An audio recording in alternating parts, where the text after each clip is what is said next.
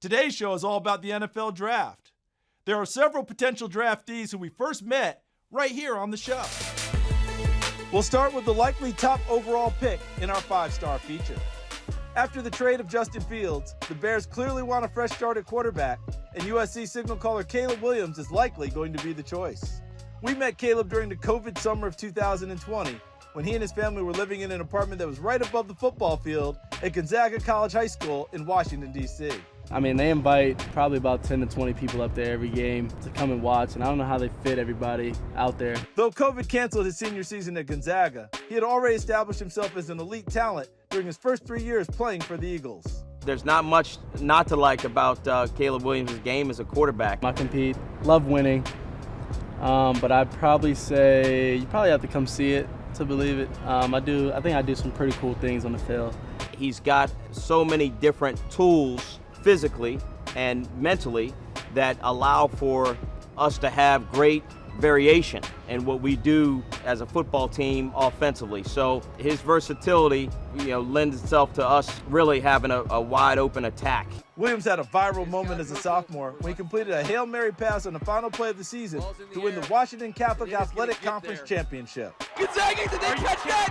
Touchdown, Gonzaga! The Gonzaga Purple Eagles win the WCC! There's not many moments that you can have like that. Not too many quarterbacks, even in the NFL, have a few moments like that where the last 2 minutes of your game, you go down, you score, they get a kickoff return, and then you go throw a Hail Mary to win the game, especially a championship game. Versus one of your toughest rivals. It's not often that you see a football game that has that much drama that's on that type of stage. So the championship game, two rival programs, to end it that way on that stage with that type of play was certainly a very, very, very, very unique for sports. So the moment was awesome. Probably the best feeling I've ever had. Winning and then winning like that in the championship game. One of my goals have always been to win here. Caleb has always been confident and competitive. Even back in his prep days, anyone who knew him saw big things ahead. His future is limitless, because of a couple of reasons. One, because of who he is and his talent is and his love of the game and his desire to compete. But secondly, who he's going to be with. Coach Riley really has a great track record with how he manages his teams and certainly players at that position, how he develops players at that position. The dream is to go to the next level, but that's not where the dream stops. I want to go to the next level and I want to be really successful. I'm always looking for being number one. Hopefully being number one in the draft, but I'm really talking about being number one overall in history. I love competing and going against records, hopefully being able to break them. North Carolina's Drake Maye is another QB who can expect to hear his name very early in this draft.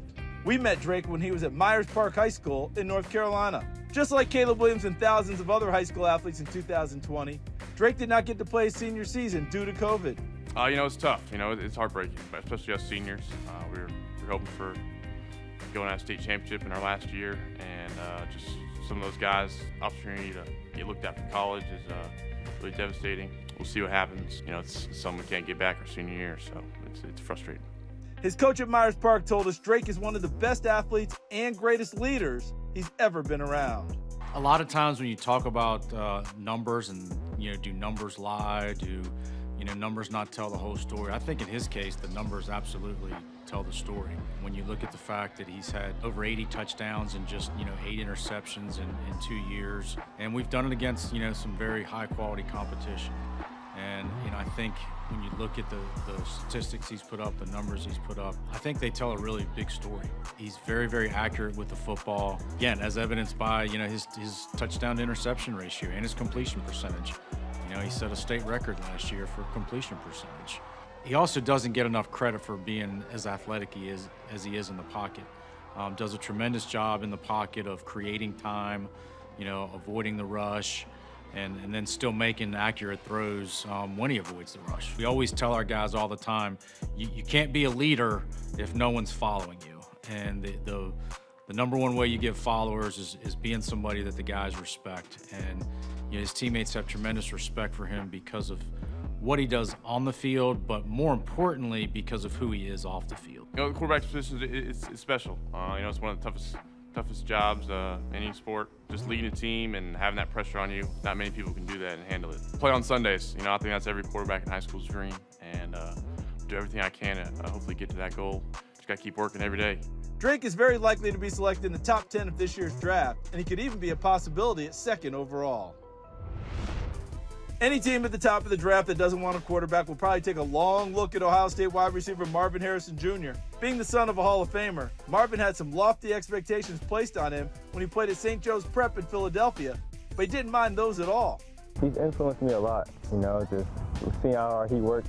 He pushes me and he helps me out, teaches me all the little things. Obviously, Marvin has a gold jacket for a reason, right, senior? And, we're open ears to him whenever he has suggestions. He's come a little bit more into the fold as his years here and helping out a little bit with the staff. I'm bigger, but, I get a lot of, you're big, but you play a little smaller because you can run routes and you're fast. So he definitely helps me. His coaches and teammates always appreciate how much time Marvin put into perfecting the smallest details of playing wide receiver in every practice.